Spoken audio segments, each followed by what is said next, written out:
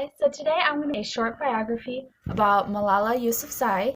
Malala Yousafzai was born in the Swat Valley region of Pakistan on July 12, 1997. She grew up in the city of Mingora with her two brothers. Her family practiced the religion of Islam and was part of an ethnic group known as the Pashtuns. Malala's early childhood was one of happiness and peace. Her father was a teacher who ran several schools.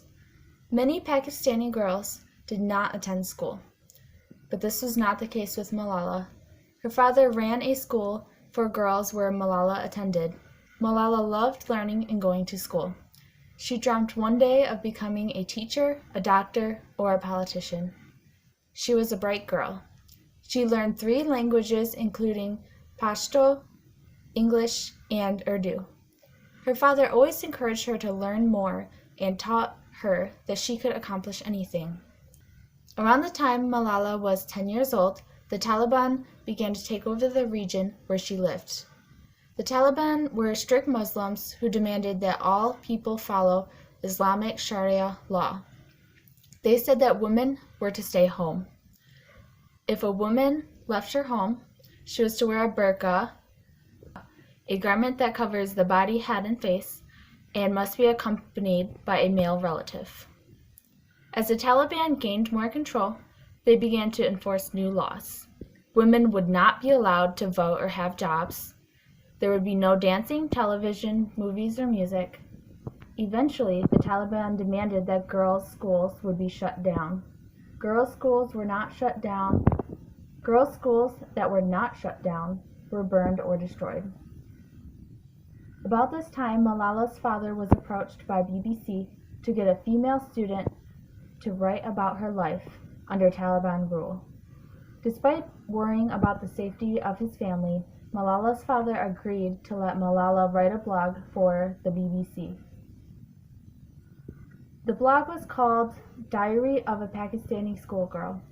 Malala wrote under the pen name Gul Makai, a heroine from a Pashtun folktale. Malala soon became famous for writing her blog. She also began to speak in the public about the treatment of the Taliban.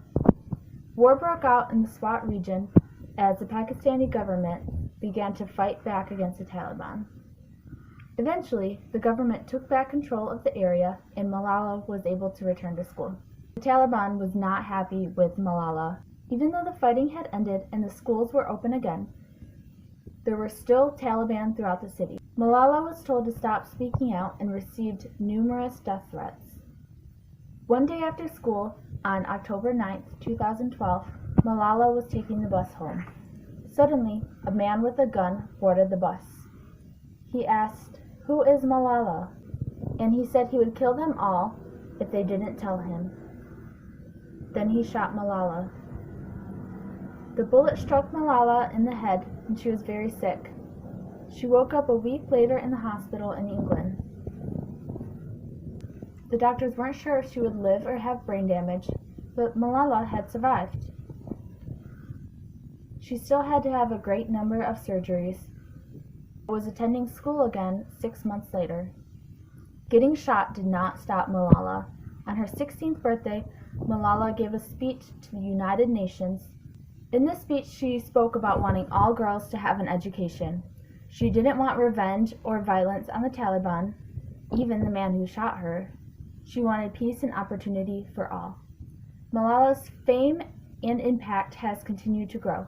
She has received a number of awards, including being the co-recipient of the Nobel Peace Prize in 2014. She also wrote a best-selling book called I Am Malala. Some interesting facts about Malala Yousafzai are she was named after a famous Afghani poet and warrior named Malala of Mewand. Malala was the youngest person to receive the Nobel Peace Prize. She was in chemistry class when she found out. Kailash Satyarthi shared the Nobel Peace Prize with Malala. He fought against child labor and slavery in India.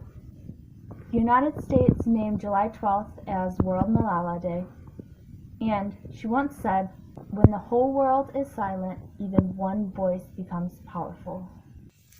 I'm finished reading that short biography about her, but I would also like to share a little bit about the Malala Fund, which she has started.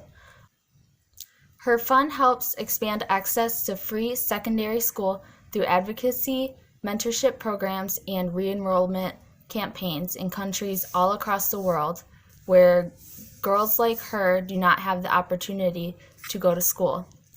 For instance, in India, only 1 out of 100 girls enrolled in school in India complete grade 12. Right, and I recommend to everybody to check out the Malala Fund website and donate if you can. Thanks for watching. Please like and subscribe as always, and comment down below what you'd like to see next. Take care.